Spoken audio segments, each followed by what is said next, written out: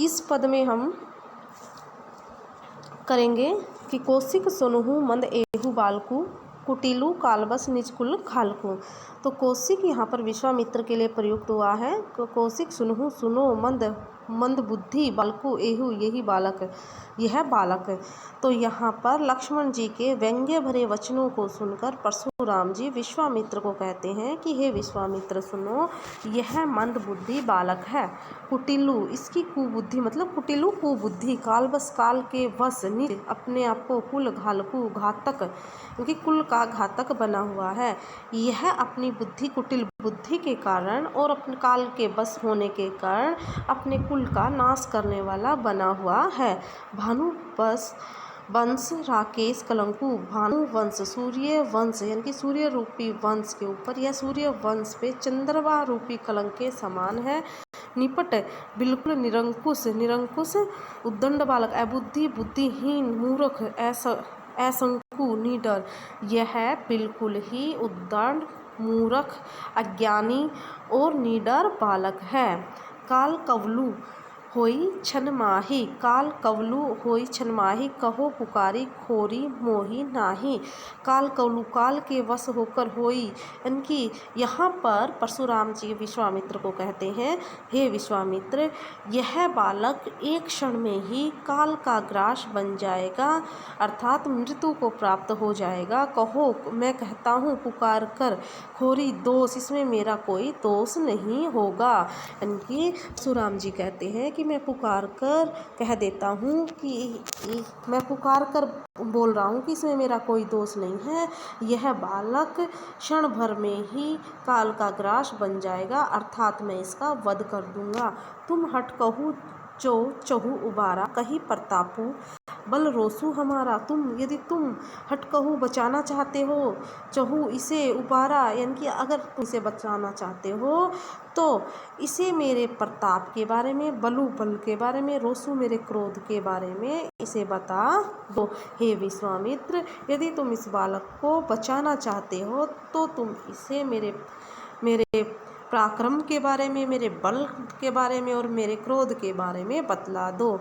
लखन कहेऊ मुनि सुजसु तुम्हारी अक्षत को बरने पारा। यहाँ पर लखन लक्ष्मण के लिए प्रयोग हुआ है। लक्ष्मण जी कहते हैं कि हे मुनिवर आपसे अच्छा आपके यश का वर्णन और कौन कर सकता है, तुम ही, यानी कि तुम बार बार अक्षत को बरने पारा अपने मुख से ही कि अपनी महिमा का वर्णन, अपने बल पराक्रम का वर्णन कर रहे हो। लक्ष्मण जी क्या कहते हैं? लक्ष्मण जी कहते हैं कि इस भला तुम्हारे रहते तुम्हारे यश का वर्णन कौन कर सकता है। आप ही अपने यश का वर्णन बढ़ा चढ़ाकर, अक्षत करने पारा मतलब बढ़ा चढ़ाकर अपने यश का वर्णन तुम कर रहे हो। अपने मुँह तुम्हें आपनी करनी, अपने मुख से तुम आपनी करनी मतलब अपने बारे में अपने मुख से ही तुम इतनी बार बता चुके हो। बार अनेक भांति बहु बरनी, अनेकों बार आप अपने मुख से अनेक बार अपने यश प्रताप का वर्णन कर चुके हो।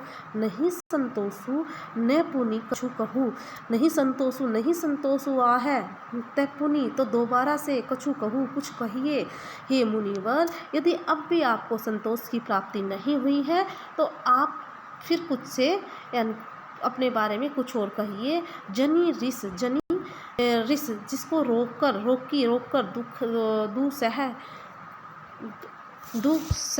दुख सहऊ यानी कि तुम असहनीय दुख को रोककर तो तुम अपने क्रोध को मत रोको, मत बढ़ाओ। तुम जो भी तुम्हें बोलना है अब भी आप मुझे बोल सकते हो। तो यहाँ पर क्या कहते हैं लक्ष्मण जी कि यदि हे मुनिवर यदि आपको अब भी संतोष नहीं हुआ है तो फिर से आप अपना वर्णन कर लीजिए ताकि आपको संतोष की प्राप्ति हो सके और अपने क्रोध को रोककर कष्ट सहन मत करो। वीरवर्ती तुम धीर अछोभा, गारी देत न पावत शोभा। वीरवर्ती तुम धीर धैर्य अछोभा अशोभा यानी कि हे वीरवर्ती धैर्यवान यानी कि जो वीरवर्ती व्यक्ति होता है, जो वीर व्यक्ति होता है वो धैर्य से युक्त होता है और कभी गुस्से में नहीं आता है। तो यहाँ पर जो लक्ष्मण जी हैं वो यहाँ पर परशुराम के ऊपर व्यंग्य कर रहे हैं, लेकिन जो परशुराम जी हैं वो वीरवर्ती भी हैं, धैर्यवान भी हैं, लेकिन फिर भी उन्हें बार बार गुस्सा आ जाता है। तो इस कारण कहते हैं वीरवर्ती तुम्हें धीर अशोभा कि हे वीरवर्ती धैर्यवान पुरुष आप शोभ रहित हैं, गाली देत न पावहु शोभा, गाली देते हुए आप शोभा नहीं देते हैं। यानी कि किसी मुनि के लिए गाली देना निंदनीय बात है। सुर समर करनी करही कही न जनावही आपू सुर। यहाँ पर क्या कहते हैं, यहाँ पर लक्ष्मण जी कहते हैं सुर समर करनी करही। लक्ष्मण जी ने पुनः कहा कि हे सूर समर करनी करही, यानी कि जो महान होते हैं, जो सूरवीर होते हैं समर युद्ध में क्या करते हैं, करही न जनावे आपू, यानी कि अपनी वीरता को दिखाते हैं, अपने आप का वर्णन नहीं करते हैं। जनावे आपू मतलब अपने आप का वर्णन नहीं करते हैं, अपनी वीरता का बखान स्वयं नहीं करते हैं। विद्यमान रन पाई रिपू कतही प्रतापू। तो यहाँ पर कहते हैं कि रण में अपने शत्रु को देखकर कायर लोग, यानी कि विद्यमान रन पाई, रण युद्ध में अपने शत्रु को देखकर जो व्यक्ति अपने पराक्रम का वर्णन करता है वह वास्तव में पराक्रमी नहीं होता है, कायर लोग ही अपना गुणगान करते हैं।